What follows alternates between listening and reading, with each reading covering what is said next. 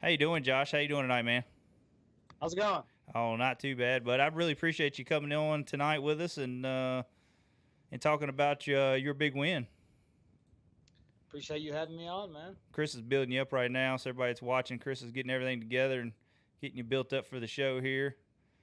But talk about it, man. I mean, you were really, your name is becoming a real big name in the kayaking side. You've had some good success. You know what I mean. You're really lighting the world on fire when it comes onto the kayaking side, and did really good in the Open Series on the Hobie stuff. And I know you fish both sides. I mean, is there one thing that you like more about the other, or they're both seem they're really good platforms, but was there something you like more on the Hobie side than the kayak that KBF side? And there's stuff you I like on mean, the KBF side is the Hobie side. I really enjoy both sides. I'm basically just fishing them because I fish both of them because if one's on Kentucky Lake, it's close to me, and if one's on Guntersville, it's close to me. And plus, I'm trying to qualify for Worlds again because that was an amazing time, and I come in second at the Kentucky Lake one, and I really, really wanted to go, especially since my buddy Sadiqi's going, and I just think that would be a really good time. Yeah, yeah. I think I've been eyeballing the new schedule that came out and trying to figure out because my time is limited. I can't fish everything, but really been looking at the KBF. But then I looked at a couple events on the Hobie side, so I'm like, man, I don't know what I want to fish now. But they both got some really good tournaments coming up for next year. But is everything all right, Chris? I was hearing something coming there. Oh, I'm just checking to make Oh, sure okay. that Yeah, sounds pause good. for a second. Yeah. Internet. But You guys upgraded your game since I've been on last. yeah, we've come a long ways with soundboards and everything. Yeah, I think last time I was on, there was like a 2 second delay between me and you speaking, so half the time it kind of like sounded like I was speaking over you. Yeah, it's we've been working on it and putting some time and money in it and trying to just up the show and get something better for the viewers. So, That but looks good. thank you, man. Thank you. I appreciate it. Yeah, I was looking back through the history and I was like, man, I remember we had Josh on before. I was trying to go back to find the show, but it's good. It's good to have you back on. And like I say, I knew when we had you on last time, I was like, man, this. I told James, I said, this guy, he's really making a name for himself in the fishing industry, and your name comes up a lot when you're going through the standings when you're in an event. So, but what events are you excited about coming up for the next year Hobie Series? Is there any Of events that? course, of course, Kentucky Lake and Yeah. the Coosa River, right? Is it the one on the Coosa Mm-hmm. River? Yeah. Yeah, that'll be nice. Whereas there's one in Florida too, right? Yeah. Was that Okeechobee or I cannot remember Kissimmee? right off the top of my head which lake it was in Florida, but I do remember they're going down there. Yeah, that's a maybe for me. But the other ones that are close to me, and maybe are they having it on St. Clair again next year? I would have to look. I had to Florida pull City that up because Classic, right? yeah, because I was looking at I just actually was looking at the KBF event before I came on here because I'm trying to figure out like which series I want to fish and all of them are kind of running together on me right now. There's Yeah, so many different tournament series, and they all look good. They all got a great schedule lined up. So when this yeah. time, I'm still working on this year's schedule. I mean, we still got a yeah, couple of big events coming up, like TOC and the KBF Series Challenge, Final Regional Challenge, whatever it's called, in lacrosse. yeah, yeah, I'm looking that's going to be I'm looking forward to seeing the inches that come in on that because I think that's going to be a slugfest, especially this time of the year that y'all going up there. I think it's just going to be a really great fishery. It looks like it was a tough day on Fort today. Did you watch Yeah, that at all? yeah, Yeah, yeah. That was it. It did. It looked like that some guys didn't do too well in that event. But it was about 95 here, so I'm guessing it was a little bit, too hot. yeah. It was miserable here in Virginia. Yeah, Um, it seems like it's been 100 degrees outside for the last 2 months straight. yeah, and we just finally got some rain. We've been in a drought since June, something like that. Chris, was it Yeah, June, something like July? that. Yeah. and we finally got some rain today, and I'm just like, man, this is beautiful just to see this Yeah, I rain. know exactly what you mean. I have a little river that runs back behind my house here, and it's just there's a dam at the end of the road, and it's just barely trickling over. Yeah, Me and my buddy went did a little bit of pond hopping the other day, and we got there. And I don't even know how these bass were living. That they were literally in like 6 inches of water. oh Lord, this is too hot for that. But now let's kind of go into your event and talk about your practice. How did your practice? Did you get onto something in practice where you think, man, I got a good chance of winning this, or did you even put much time in practice? I know that's one of your bodies of water you love to fish. Well, I mean, I put some time into practice. That's not where I ended up fishing. I ended up fishing in a spot that I always fish basically, and practice. I tried to go find some, go down towards like Goose Pond area and find some, some deeper water fish, maybe some bigger fish. Maybe I could find a school of bigger fish, but I just didn't have any luck. And Yeah, I mean, it seemed tough for everybody. So I just basically went back to, what I always fish. And I had no idea that I was going to win that tournament. I mean, going into it, me and this other guy launched together, and we kind of decided, hey, you're gonna go over there. All right, I'm gonna go over here. And then before our first cast, here come like a crappie fisherman just blasting through all the stuff I was about to fish. And then I go to the next spot. There's a boat already sitting on it. Then I go up some more to the next spot, and there's two other guys already sitting there. So I just kept going, and I eventually got to a spot where I usually catch fish, and they were there. yeah, yeah. And And I I kind of mean, just coiled up through the day. was a graph like your big part, or your big tool to finding what you had, or was it kind of, it's an area you already knew about, but Oh you, yeah, I've ever since I've started fishing Guntersville, like I fished the first tournament with a Chattanooga Bass Jackers club, and we fished out of that area, and I've been down there ever since, and that's where I always go because it's really far away from where all the boat tournaments are, Mhm. so it's not really that as congested as a lot of areas. Yeah, yeah. That's so having just that experience on the water was a big time tool. Just Oh yeah. do you feel like sometimes that can hurt you? Like I know in bass boat events when we always talked about it, like history can hurt you. I mean, do you ever feel like that's got you in the butt sometimes too? No, not really. Not on the Tennessee River, really, Yeah. because I mean, like the Kentucky Lake tournament, I went somewhere I'd never even been before because I hooked into two fish the last day of pre-fishing there. Because one of my buddies told me about it because he got disqualified for he was fishing out of a boat pre-fishing, and I Oh, I think we think. so I went over there and hooked into a good one, and then lost another good one. And I was basically, this is all I need to see. Then I went back first day of that tournament, and just barely got five. Had like 70 something inches, and went back to what I usually do on Kentucky Lake, and they were there, and got like 99 inches the second day, and moved up from 34th to second. So, Yeah. and that was all past history. Well, let's talk a little bit about you found what you was looking for, and kind of going into day one. Did you lean on them fish real hard, or did you kind of figured, okay, I need this amount of inches, I think, to be competitive, and then I'm just going to kind of lay off of them. How did that go for you? Um, um, I mean, I caught my best fish back there, like way up in the creek, and I'm not trying not to give too much away the native tournaments this weekend, but no, I went back out in the bay and got my biggest fish of the day, and cold up twice on my way out there. Yeah. Well, like not by a lot, but like maybe I called like a 16 and a half or a 17 and a half and like a 17 for 18. But then I got my biggest fish once I got out there. But there was gizzard shad everywhere, just 8-inch gizzard shad. Just they were they were all just in balls and just moving around in circles and breaching the top of the water. Yeah.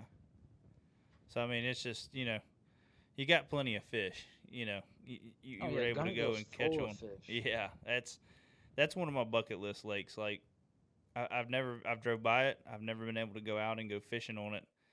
And just I've had friends been down there and talk about how well the fishing is. Especially the frog bite and all of that. And I'm just like, man, I just want to get down there so bad. I don't know, And man. It seems like there's been so many frogs thrown at them, they run from them now almost. I could see that. It's about how I think it's getting with the whopper plopper all of a sudden. I think that's where I fish at. I've noticed over the last couple of years, like my bite has died off of that. I think everybody on the river throws a whopper plopper now, so it's like that's starting to like they've seen it come over their head 20 times a day. I've been throwing the. You ever thrown the Raid Shad before? That's what I've been throwing here recently. I really like it. Yeah, It's like I have it's like, thrown that. yeah, it makes a really good that low plopping kind of sound, but you can drag it through the grass. Yeah. Let's talk about a little bit going into your last day of the event. Did you have any clue that? Yeah, I mean, I know you got the score tracker and all that. Do you keep an eye on a score tracker much when you're fishing one of those events, or you just put your fish up and just kind of see what happens? But yeah, when I'm in first place, I do. Usually, I don't. But Yeah, you just when I went by some people and they said, Steve's crushing them today. I'm like, well, I gotta see how bad Steve's crushing them. yeah, I can't just keep fishing. yeah, exactly. I know. Yeah, because then you kind of know what you need. You know what I mean? Like Yeah. what to push for. So going to your cutoff time, I mean, how was you feeling once they cut the scoreboard off? I mean, did you feel like you had it locked up? No, I was sweating bullets, man. All the way back, I just thought Steve might have, caught. All he needed is one good fish, basically. Yeah. All I had was 81 inches. Yeah. Yeah. I figured it was going to take at least, to stay in the lead, like high 80s, low 90s. Yeah. So I had no clue. Even Yeah. when I got there and Steve told me, that he didn't catch anymore, I didn't believe him. Oh yeah, that's something I've learned is fishermen can be big time liars, especially at the end of these events. Like Yeah, just a mess, just get a kick out of it. Yeah, that's all it is. And then when you no, I didn't catch nothing, and then all of a sudden you're like, they call his name and 80 some inches, and you turn and look at him, he smiles at you. That's the same way with bass boat events. When I used to fish some of those, like I said, I've gotten completely out of them now, pretty much. But it was like that when you come in to weigh in, and you're like, your buddies beside you in the boat, man, did you slay him? No, I didn't hardly catch anything today, man. I got a small limit. And then he comes in with like 20 pounds, and you're like, you liar. That's all part of the game. It's fun. Yeah. Oh, It's yeah. fun when you get to be that guy to do that. Exactly right. Yeah, it's always, and I've done it. I mean, not with 20 pounds, but Yeah. I've done it with smaller weights. And then actually not even thinking that was going to be a weight that was going to win anything. I thought that I really wasn't going to get anything out of it. But anyways, yeah, let's talk about the Hobie Worlds. I know you got to go fish that. What's that like? I mean, they probably treat you like kings there. I mean, it's a big deal. Well, the place where I went to Sweden. It was like a smaller town. I think we was in a town about 20,000 people, just out in the middle of nowhere. But I mean, it was just getting to meet other anglers from around the world and getting to hang out with them. You kind of build a bond with them. I still talk to a couple of the Aussie guys on Skype every once in a while. That's pretty fun. But that's just a really good experience. Yeah. Hobie really takes care of you over there. So what do you have to do? You just got to bring your tackle, right? I mean, they set you up with you just everything gotta else. bring rods, tackle. And I mean, what's that like? Even trying to get that through an airport, with that many It was rods. for me, it was pretty simple. Some of the other guys had problems, like the airlines wouldn't let them take their rods on. They wanted to charge them some like $500 fee for them to bring their rods. Oh gosh. I actually got really lucky. I had no problems bringing my rods. Had no problem getting them back. Yeah, that's what would worry me, man. Especially with the rods that a lot of anglers use at this level. It ain't cheap rods, it ain't cheap reels. You got a lot of baits in there that ain't cheap. That would just scare me to death. Well, land over and I beat mine up so bad that it wouldn't even matter. They would pull out a rod with a missing eye Yeah. already. Got taped up ends and all that on it. I finally had to learn how to tie my own guides and get some Flex Seal. Got some of Yeah. that because I break too many eyes off, and then I'm fishing a bunch of rods with the same eyes, Yeah. with no eyes on them. That's what a friend of mine did. He actually, busted the inserts out of them or break an eye off or whatever. And he was finally like, man, it's costing me this much money to go get a man to fix them. He Yeah, said, I might as well just buy it's not even everything. that. It's not hard at all. Yeah. It's pretty easy. Yeah. And he said by the time he drove it up there and waited to get the rod back, he knew he could just get home and fix it real quick and be good to go. So, and it's something I've looked into with a couple of rods that I've had. I can send them back to Falcon, but sometimes Yeah, I'm like, man, it takes forever. You gotta pay shipping. yeah. A lot of times I'm like, I'll just replace it. Screw it. Yeah, just make a small investment in some guides and some epoxy, and you're good to go. Yeah, you'll be up and go. As soon as you get home, if you got time, go ahead and fix it up. She'll be ready to go by the next time you go out. So, but no, I mean, so like I say, you're done. You've done good in the Hobie series. You've done good in KB, the KBF stuff and all that. What are you going to try to fish the Pro Series on the KBF side this coming up year? Yeah, I'll be fishing that. I fished it last year. Yeah. Are you going to try to make all the events, the whole tour of it, or just the whole Southeast? Yeah. Yeah. Yeah. Yeah. Yeah, they got. I'm excited to see how all that goes. I won't be able to fish none of that, but my friend Casey Reed, he's been on the show a couple of times with us. I know he's looking forward to doing a lot of that. So, I just want to see. I'm just excited to see how this kayaking's going, and getting into these pro series. Well, we got Jordan Lee's fishing with us at the Native tournament. Yeah. Yep. You got several of the pros. I know Randy Howe was down there at the Hobie series. You had a picture with him, you holding your trophy. I thought that was really cool. Having an elite angler there with us kayak guys. Yeah, and they had some video of him in the water. Did he come out when y'all was out there fishing? Did you see him out there any? No. I know he was doing some video footage and all that. I didn't know if he was out there. If many of the guys seen him out there fishing or not, but I was probably a long ways away from him. But yeah, I've met Randy Howe at a couple of classics and the ICAST and all that, and he is a very down to earth kind of guy, And I think a lot of these pros are seeing what this kayaking side is getting into. I mean, we had Justin Lucas on last week, and for him talking about he's like, I have nothing to do with kayak tournaments. Just talking to him off the air, and he was like, man, I applaud them guys, but he said, I don't think I got it in me to be doing kayak tournaments. It's cool, though, to hear some of these guys talk about how big the kayak fishing's getting. They see it, and you're seeing guys like Gerald Swindle and Dave Lefebvre and all these guys that are starting to get into it more and more. And I just think that's awesome for the sport. A lot of people don't like it, but I think it's awesome for the sport. Yeah, I mean, it's what's the biggest thing in fishing, right? Yeah. ICAST is full of kayak stuff. Oh yeah, ICAST has become it used to be, mainly just the whole bass boat guys, the pro guys, but now you're starting to see the kayaking side. It's starting to get to that 50-50 kind of deal in ICAST. We got a question, Chris? Yeah, Casey wants to know what you think the odds are on Jay Lee winning next weekend. What the odds are? I mean, it's pretty high odds. Home lake. Yeah. Do they have any other pros that's going to be fishing at, or is it just going to be Jordan Lee? Chad Hoover's going to be fishing it. I seen he signed up. Well, that'll be cool. Well, he never gets to fish any, so yeah, he can't fish his own. So that's right. Yeah, it'd be good to see him in there and competing out there. So I just think it takes a lot, for like Jordan to come actually fish that, because all it takes is one person to beat him, and I beat Jordan Lee. Yeah. Oh yeah. Well, that's why they was talking about. Me and a friend was talking the other week about some of these pros that used to fish a lot of these night tournaments, and I don't think they even do that anymore because they don't want to hear.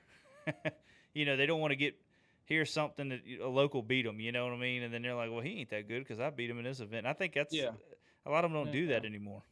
because of that. So you got some guys like Ott Defoe and all them. They'll fish some. I've noticed some pictures. He's fished some night events and stuff. But do you get to see, when you're out on the water like Guntersville? Do you see much of the pros out there ripping and running them? Because it's a lot of them that live down there on Guntersville. Well, to be honest, I mean, every once in a while, I don't really know who the pros are and who the pros aren't. Yeah. So I only know like a certain few that I would actually recognize, their boat. Yeah. And I'm sure a lot of them got boats that ain't even wrapped, so they don't get bothered by people when they're out there fishing. So, I mean, before I guess like 3 years ago, only pro bass fisherman I knew was Kevin Van Dam, probably. yeah. Yeah, if you don't know Kevin Van Dam, you don't like bass fishing. No. I mean, But then I started, listening to podcasts. I started listening to Ike Live, and then that's kind of when I started learning more about, fishing. yeah. I mean, I grew up on Kentucky Lake, and I had no idea people made a living fishing. Yeah. And the kayaking world ain't far from it. You know what I mean? I feel like it's right there on the edge. It's right there. And I mean, you give it another 2 years, 3 years maybe, with the right backing like Chad Hoover's doing. Hobie's, they're getting bigger with bass, kind of supporting them a little bit on the backside of it. I think it's right there. It just needs that extra push to get it right there to where guys can actually have a full out pro series where they do it for a living. Yeah, I mean, I guess we got to definitely get bigger, non-endemic sponsors. Yeah. And like Major League Fishing is really good at that. If you kind of look at their business model, they got a lot of companies that support that, like Squincher and all them guys, that support Major League Fishing that are non-endemic sponsors. And I think that's what it's going to take. It's really going to take that to get it over that level. Because I think the fishing community, when it comes to sponsorship, it's so saturated with everything that's out there now, with 3 different professional tours, and then the kayaking side's coming in. I think it's so saturated that you're gonna have to go with non-endemic sponsors to make that happen. So, I believe it's on its way. It's just taking some time to get there, like anything else. Yeah. It's not gonna happen overnight. So, but no, Josh, man, I tell you what, but I hate to rush off here. I know we got another guest coming on, and don't want to keep you much longer, man. I really appreciate you coming on and talking with us, and I'm looking forward to following you. I've been following you ever since we had you on the last show. I just I see all these people's names in the stats, and I'm just like, man, these guys are just – it's unbelievable how consistent you guys are in the whole kayaking industry and in the world, and be able to go to different lakes. Because I feel like the kayak guys have to put in so much more work in time, because you're having to drive at different spots of the lakes to figure it out when a bass boat guy can get in and rip and run everywhere, So I feel like you guys work a little bit harder. Oh, it's not as hard on our pocketbook either. Yeah, exactly. That's true too. So, but like I say, I applaud you guys, man. I wished I was able to get out there and do like you guys do, and it's just awesome to watch. Like I say, watch all you guys come up in the series, but also watch the series grow too to support you guys. So. Well, big congratulations, man, and looking forward to hearing more out of you. All right. Well, thank you very much. Have me on whenever you feel like it, man. All right, man. Well, we'll definitely get you back on again. I'm sure we will. All right. Take care, man. Thank you, buddy. Bye.